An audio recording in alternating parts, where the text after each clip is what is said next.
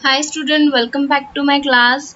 ठीक है, हम लोग बिजनेस फाइनेंस की आज से हम लोग थ्योरी स्टार्ट करने वाले हैं, यूनिट फर्स्ट स्टार्ट करने वाले हैं। ठीक है, तो जो भी मेरे चैनल में न्यू है, रूट ऑफ द थ्योरी, हम लोग जो हमारा जो थ्योरी है, ठीक है, बिजनेस फाइनेंस की जो थ्योरी है उसके हम रूट में जाएंगे। हम लोग अच्छे से पता करेंगे कि क्या है, हर चीज़ का मीनिंग क्या होता है, इस वर्डिंग का मतलब क्या होता है, वो सब चीज़ें, क्योंकि आप लोग को मीनिंग समझ में आएगा तभी आप उसको अच्छे से लिख पाओगे और समझ पाओगे। ठीक है, आज आप लोग को आप लोग को रिटन एग्जाम देने पड़ती है, बट आगे चल के आप जब कॉम्पिटेटिव एग्जाम दोगे तो आप लोग को ऑब्जेक्टिव टाइप क्वेश्चन आते हैं। तो ऑब्जेक्टिव टाइप क्वेश्चन में आप लोग को पूरा सेंटेंस बहुत बड़ा नहीं दिया होता है, आप लोग को उनमें से 4 ऑप्शन में से चूज करना पड़ता है। वो आप तभी चूज कर पाओगे जब आप लोग को एग्जैक्ट मीनिंग पता रहेगा उस वर्ड का। ठीक है, चलो हम लोग पढ़ते हैं रूट। तो जो भी नए हैं मेरे चैनल में, ठीक है, वो लोग सब्सक्राइब कर ले और बेल आइकन को प्रेस कर ले ताकि नोटिफिकेशन आप लोग को मिलती रहे। चलो बढ़ते हैं आगे। ठीक है, अब सबसे पहले तो ये बताऊं मैं, बिजनेस फाइनेंस क्या होता है। क्या होता है बिजनेस फाइनेंस का मीनिंग, क्यों हम एक बिजनेस फाइनेंस को एज अ सिलेबस पढ़ रहे हैं, क्योंकि आगे चल के इतने जो बिजनेस, छोटे मोटे जो भी बिजनेस स्टार्ट हुए हैं, किसी भी बिजनेस को स्टार्ट करने के लिए आपको फाइनेंस की जरूरत थी। किसी भी बिजनेस को स्टार्ट करने के लिए आपको किसकी जरूरत थी? फाइनेंस। ठीक है, पैसों की जरूरत थी। विदाउट मनी क्या आप लोग किसी बिजनेस को स्टार्ट कर सकते हो? किसी अच्छे बिजनेस को स्टार्ट कर सकते हो? नहीं कर सकते हो। ठीक है, तो ये पैसा आता कहाँ से है, फिर इसे कहाँ से कौन यूज करता है, इन सारी चीजों को हम लोग किसमें पढ़ेंगे? बिजनेस फाइनेंस में पढ़ेंगे। क्लियर है बिजनेस फाइनेंस का मतलब। ठीक है, नेक्स्ट हम लोग आते हैं। अब इसमें आप लोग को बिजनेस फाइनेंस में फाइनेंशियल मार्केटिंग दिया हुआ है। ठीक है, जो आप लोगों को दिया है वो पढ़ा रही हूँ अभी। Financial markets. अब फाइनेंशियल मार्केट, अब मुझे बताइए वर्ड से समझो। मार्केट का मीनिंग सबको पता है, the place buyer and seller participate in trade. ठीक है, मार्केट क्या होती है? एक ऐसा प्लेस होता है जहाँ पे बायर आते हैं, सेलर भी आते हैं। ठीक है, सेलर अपनी चीजें बेचता है और बायर क्या करता है? उन चीजों को परचेज करता है in exchange of money. Clear है? ठीक है, तो ये हमारा हो गया मार्केट। अब फाइनेंशियल मतलब जिसमें इंक्लूड होते हैं मनी के अलावा इंस्ट्रूमेंट्स एंड सिक्योरिटीज, है ना? समझ में आया? ऐसा मार्केट जहाँ पे आप लोगों को सिर्फ कैश नहीं देना है। जैसे मुझे बताओ, बैंक में फिक्स डिपॉजिट में हम लोग पैसे रखते हैं, ठीक है, या फिर बॉन्ड्स बना लेते हैं, म्यूचुअल फंड्स होते हैं। ये सब चीजें क्या होती हैं? इतना आप लोग एडवर्टाइजमेंट देखते हो घर पे, म्यूचुअल फंड्स, बॉन्ड्स, ठीक है, फिक्स डिपॉजिट्स। ठीक है, अपने पैसों को सही जगह इन्वेस्ट करो, क्योंकि पैसा बोलते हैं ना कि पैसा अगर आप लोग ऐसे ही रखोगे तो वो बढ़ेगा नहीं, बट अगर आप लोग बैंक में जमा रखोगे, उसको फिक्स डिपॉजिट कर लोगे या उसको म्यूचुअल फंड में इन्वेस्ट करोगे, तो आपके जो रुपए हैं उनकी क्या होता है? आपको इंटरेस्ट मिलता है। और उस पैसे का बैंक क्या करती है, या फिर जो भी इंस्टीट्यूट होते हैं, जो फाइनेंशियल इंस्टीट्यूट होते हैं, जैसे मुत्तू फाइनेंस, आप लोगों ने सुना होगा। एक नॉर्मल से एग्जांपल ले लो तो अगर आप लोग को समझ में आए। ठीक है, वो लोग क्या करते हैं, जो ऐसे लोग होते हैं जिनका पैसा है, जो इन्वेस्ट करना चाहते हैं अपने पैसे को, जो कहीं लगाना चाहते ताकि उनमें से क्या मिले उनको, उनके मुताबिक उनको क्या मिले? इंटरेस्ट मिले। ठीक है, वो ऐसी जगह वो अपने पैसे को क्या करेंगे? इन्वेस्ट करेंगे। अब ऐसे कई लोग, करोड़ों लोग अपना पैसा इन्वेस्ट करेंगे, तो जो पैसा जमा होगा वो पैसा वो क्या करेंगी? जिन्हें अपना नया बिजनेस स्टार्ट करना है उन्हें वो क्या करेंगी? जिन्हें अपना नया बिजनेस या कंपनी खोलनी है उन्हें क्या करेंगी? वो क्या कर लेंगी? दे देंगी। कौन देंगी? जो भी एक इंडिविजुअल पर्सन है वो क्या करेगा? इंस्टीट्यूट में, ऐसे मार्केट में अपना पैसा लगाएगा जहाँ पे उसको क्या मिले? इंटरेस्ट मिले। ठीक है, और वो मार्केट का पैसा वो किसको देंगी? जो कंपनी है वो किसको देंगी? जिन्हें जरूरत है, जिन्हें अपना नया बिजनेस खोलना है। ठीक है, समझ में आया फाइनेंशियल मार्केट? तो फाइनेंशियल मार्केट क्या होता है? The market place where the buyer and seller participate in a trade and this is a financial instrument. Using financial instrument को जब वो यूज करती है, एक प्लेटफॉर्म होता है। ठीक है, एक प्लेटफॉर्म होता है, मतलब कोई भी इंस्टीट्यूट जैसे मुत्तू फाइनेंस क्या है? बैंक क्या है? हमारी एक ऐसा प्लेस है, एक ऐसा प्लेटफॉर्म है जहाँ पे आप अपना पैसा जमा कर सकते हो, सेफली रख सकते हो। उल्टा आप लोग अगर फिक्स डिपॉजिट में रखते हो या फिर बहुत से ऐसे डिपॉजिट होते हैं जिनमें आप अगर रखते हो तो आपको क्या मिलता है? उसमें इंटरेस्ट मिलता है। वही पैसा अगर आप घर पे रखोगे तो क्या उस पैसे का आप लोगों को क्या इंक्रीज होके मिलेगा? क्या वो रखे रखे बढ़ जाएगा? नहीं। क्यों हम लोग इन्वेस्ट करते हैं? क्योंकि वो पैसा हमको बढ़ के मिले, ठीक है, उसका इंटरेस्ट मिले, है ना। शेयर में हम लोग पैसा लगाते हैं, ठीक है। शेयर में पैसा क्यों लगाते हैं? क्योंकि क्या होता है, अगर शेयर बढ़ रहा है, अगर आपने कम में खरीदा है तो आपको क्या हो जाएगा? प्रॉफिट हो जाएगा। प्रॉफिट के लिए ही कोई चीज करते हैं ना। तो यही हम पढ़ने वाले हैं फाइनेंशियल मार्केट। अब मुझे बताइए कैसे आप लोग के डेली लाइफ में काम नहीं आएगा? बिल्कुल आएगा। आप अपने पेरेंट्स को भी सजेस्ट कर सकते हो ये सब चीजों के लिए, अगर आप लोग को उस चीज का नॉलेज हो तो। क्लियर है? चलो समझ में आया फाइनेंशियल मार्केटिंग क्या होता है।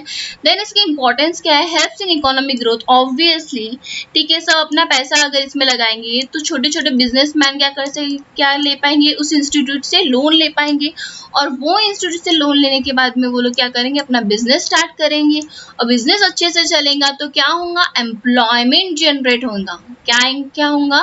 ठीक है, एम्प्लॉयमेंट जनरेट होगा। जितनी ज्यादा कंपनियां या फिर इंडस्ट्री जनरेट होंगी तो एम्प्लॉयमेंट इंक्रीज होगा, है ना। इंपॉर्टेंस, ठीक है। हेल्पिंग सेवर्स टू बिकम इन्वेस्टर, ठीक है। जो अपने मनी को सेव करना चाहते हैं वो क्या बन सकते हैं? एक इन्वेस्टर बन जाएंगे, है ना। जो अपने मनी को सेव करना चाहते हैं इसलिए तो क्या बन जाएंगे? इन्वेस्टर बन जाएंगे। Help in business to raise money to expand their business, ठीक है। वो क्या करेगा? बिजनेस को हेल्प करेगा उनके एक्सपांड के लिए, है ना। किसी भी बिजनेस को एक्सपांड करने के लिए, किसी भी चीज को एक्सपांड करने के लिए, बिजनेस को एक्सपांड करने के लिए किसकी जरूरत होती है? कैपिटल की। दैट मीन्स हमें क्या चाहिए होता है? हमें मनी चाहिए होती है। और वो मनी कहाँ से आएगा? मनी आएगा जो लोग इन्वेस्ट करेंगे किसमें? फाइनेंशियल इंस्टीट्यूट में जो इन्वेस्ट करेंगे उनका पैसा क्या आ जाएगा? वो लोन के तौर पे किसको देंगे? जिन बिजनेसमैन को देंगे, और बिजनेसमैन उस पैसे को किस में लगाएंगे? उनका बिजनेस क्या करने के लिए? इंक्रीज करने के लिए। तो देखो आप लोगों ने इन्वेस्ट किया, आप लोगों को भी उसका रिटर्न मिल रहा है, ठीक है। बिजनेसमैन उसको पैसे को यूज कर रहे हैं तो उनको भी यूज हो रहा है उस मनी का। उसके साथ में एम्प्लॉयमेंट जनरेट हो रही है, इकोनॉमिक ग्रोथ हो रही है, एम्प्लॉयमेंट जनरेट होंगी, पैसा आएगा मार्केट में तो क्या होगा? इकोनॉमिक ग्रोथ होंगी, ठीक है। देन अब इसके फंक्शंस क्या है? इसका फंक्शन है price determination, mobilisation of fund, ensuring liquidity, saving time and money. तो ये सारे फंक्शंस हम लोग डिटेल में देखेंगे, ठीक है। अभी आगे बढ़ते हैं। ये सारे टाइप्स हैं, टाइप्स भी हम डिटेल में पढ़ेंगे बट मैं आप लोग को बता देती हूँ, ठीक है। नेचर ऑफ एसेट में क्या आता है? स्टॉक में, जो मैंने बोला था, ठीक है। स्टॉक में पैसा लगाते हैं, बॉन्ड्स में लगाते हैं। कमोडिटीज मीन्स गोल्ड, सिल्वर, ठीक है। ये क्या हो गई? कमोडिटीज। डेरिवेटिव मार्केट्स, ठीक है, डेरिवेटिव मार्केट्स। देन उसके मैं अभी डेरिवेटिव मार्केट्स में आप लोगों को अच्छे से डिटेल में नेक्स्ट इसमें बताऊंगी, ठीक है। नेक्स्ट, क्योंकि डेरिवेटिव मार्केट्स, ये सारे मार्केट्स आप लोगों को stock market, bond markets, commodity market सारा आने वाला है, ओके। नेचर ऑफ क्लेम, ठीक है।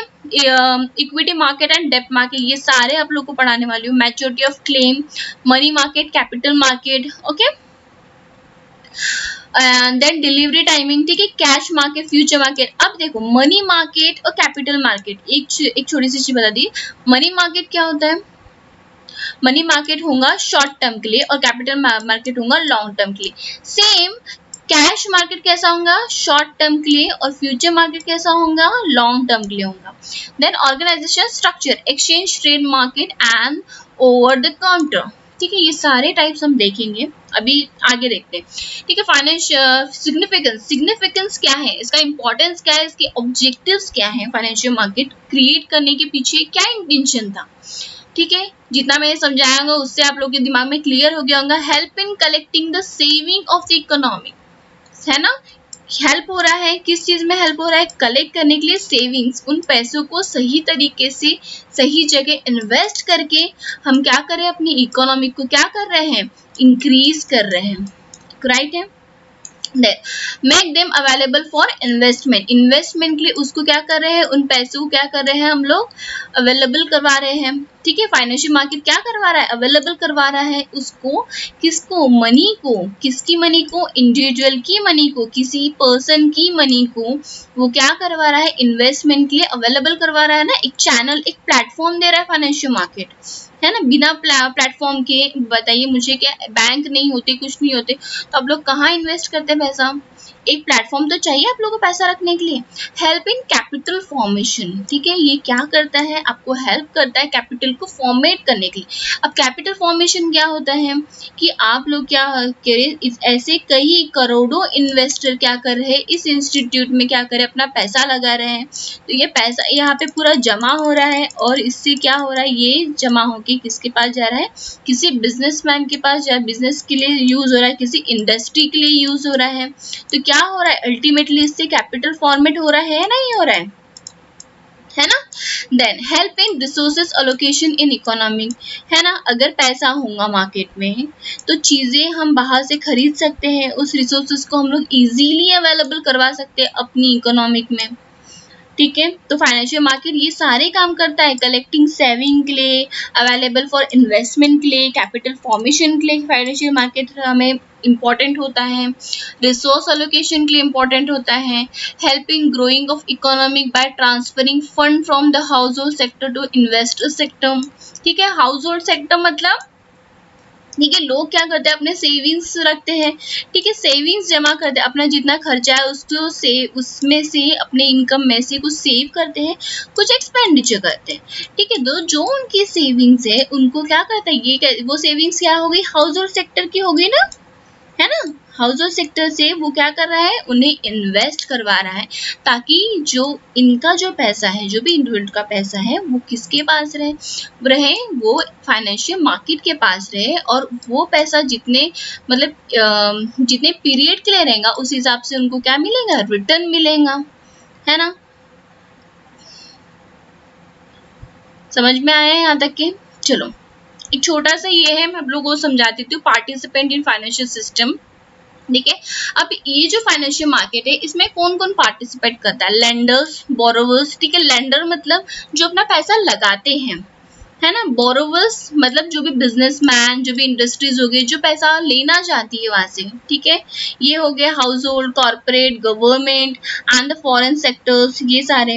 फाइनेंशियल इंटरमीडिएटरीज कौन होंगे, ब्रोकर, इंटरमीडिएट में क्या होगा, ब्रोकर्स, डीलर्स, ठीक है। देन द रेगुलेटर, जो उनको रेगुलेट करेगा, किसको, फाइनेंशियल मार्केट को जो रेगुलेट करेगा, फाइनेंशियल एक्सचेंज, ठीक है। उन फाइनेंशियल, अब मुझे बताओ, अपना पैसा फॉरेन में जा रहा है, फॉरेन में किसी को उस चीज की जरूरत है, पैसों की जरूरत है, तो वो एक्सचेंज हो गया, है ना। अपना पैसा किस में कन्वर्ट हो गया, डॉलर में कन्वर्ट हो गया, राइट, डॉलर में कन्वर्ट हो गया। Then fund manager, fund manager, ठीक है, ये सारे क्या होते हैं, इंटरमीडिएट्स होते हैं, किसके, फाइनेंशियल मार्केट की। देन अब मुझे इसमें समझाने वाले तीन चीजें, हेजर, ठीक है, स्पेकुलेटर एंड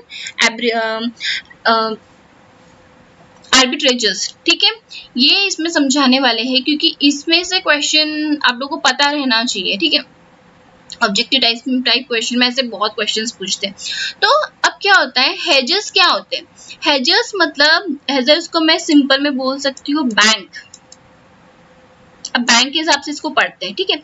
हेजर face a risk associate with the price of an asset, ठीक है।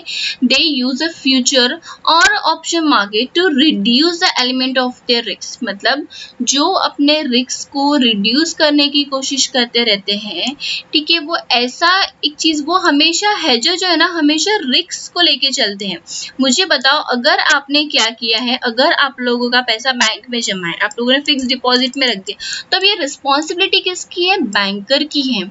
अब बैंक जो पैसा, कहीं अगर बैंक के पास ऑब्वियसली ऐसे कई लोग पैसा क्या करेंगे, अपना पैसा फिक्स डिपॉजिट में रखेंगे, अब बैंक उसको संभाल के तो नहीं रखेगा, कुछ तो मतलब बैंक अगर अपने पास उसको रख रहा है पैसे को, तो वो कहीं तो भी लगाएगा उन पैसों को, उस पैसे को कहीं लगाएगा, ताकि उसको उनमें से प्रॉफिट मिले, वो भी तो कुछ कमाएंगे ना, तभी तो बैंक चलेंगे, तो वो कहीं लगाएगा, तो वहां पे भी अगर उसको प्रॉफिट होगा नहीं होगा, वो सब चीजें रिस्क कौन बियर कर रहा है, अल्टीमेटली बैंक बियर कर रहा है, क्योंकि अगर उसको लॉस हुआ तो भी उसको क्या करने पड़ेंगे, जितना उसने फिक्स डिपॉजिट में इंटरेस्ट देने का और फिक्स डिपॉजिट रिटर्न करने का उसने जो आप लोग को प्रॉमिस किया है वो उसको तो देना ही पड़ेगा उस इंडिविजुअल पर्सन को, है ना।